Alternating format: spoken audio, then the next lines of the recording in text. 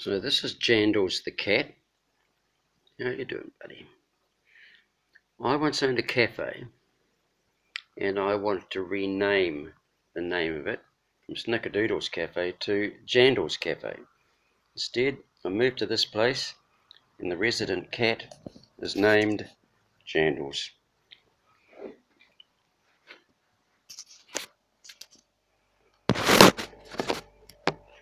Sorry about that, must get that sorted sometime.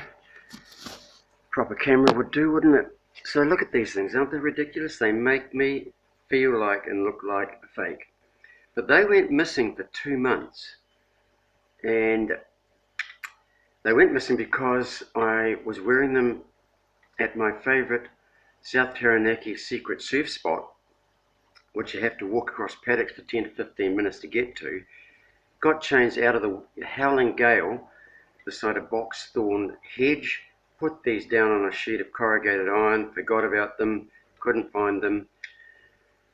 They went missing for 2 months, searched the car, searched everywhere. It wasn't until I went back to my favourite surf secret break in South Taranaki that I found them again, sitting on the same piece of corrugated iron for 2 months, but they're not too bad for the wear.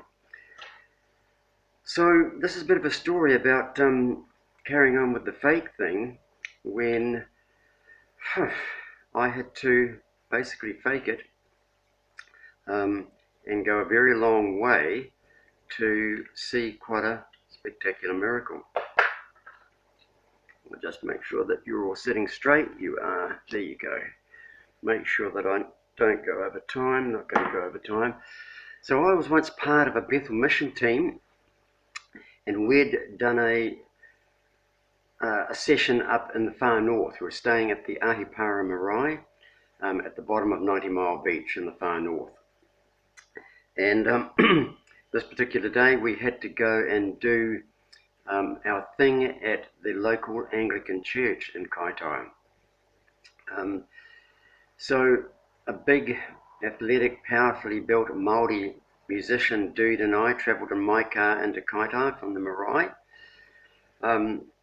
And I just assumed that Wakes knew where to go. I didn't know where to go, and all I knew that it was in Kaitaia.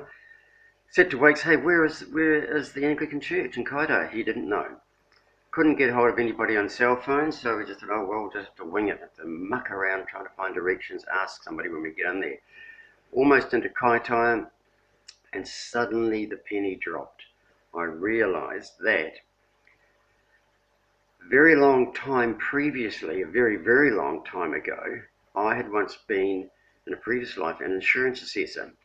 And I was in charge of assessing this huge fire insurance claim that involved the old Anglican church. So I said to Wakes, I know where this place is.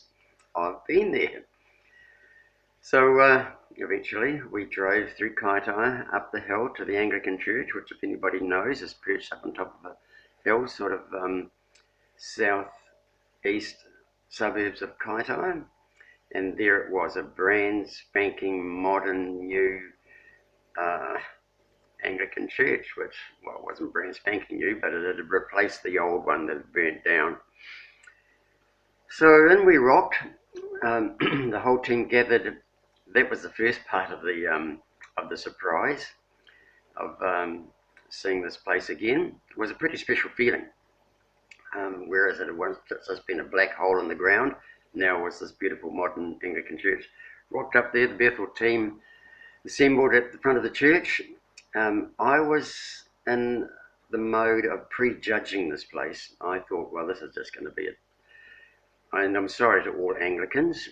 I was once Catholic, so, you know, we're sort of tarred with the same brush. But I had prejudged that this would be a bit of a conservative, shall we say, Anglican service.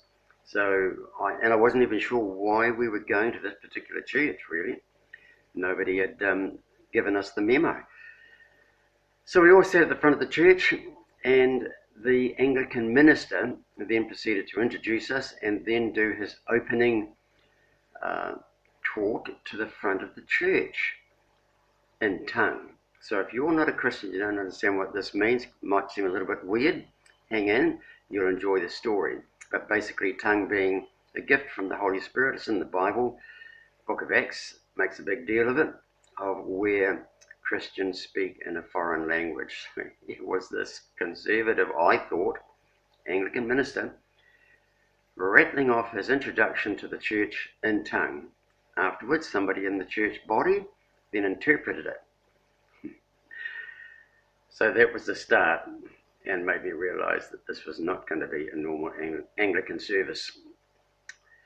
We then lined up at the front of the church, and we were to give a word of encouragement, a prayer to somebody that we selected out of the church. We'd each take turns. We're all lined up across the front of the church. We'd each take a turn at either praying to the Holy Spirit to give us a word or a nudge to somebody to choose in the congregation, or somebody that we'd sort of pre-selected again by prayer. So everybody was doing their thing, and it could be a word of knowledge, a word of encouragement, or prayer for healing, whatever. So everybody worked down the line, and it came to me, I think I was probably about second to last along the line, and I had no idea at all who I was to pray for. I didn't feel that I'd had a nudge from the Holy Spirit as to who it was.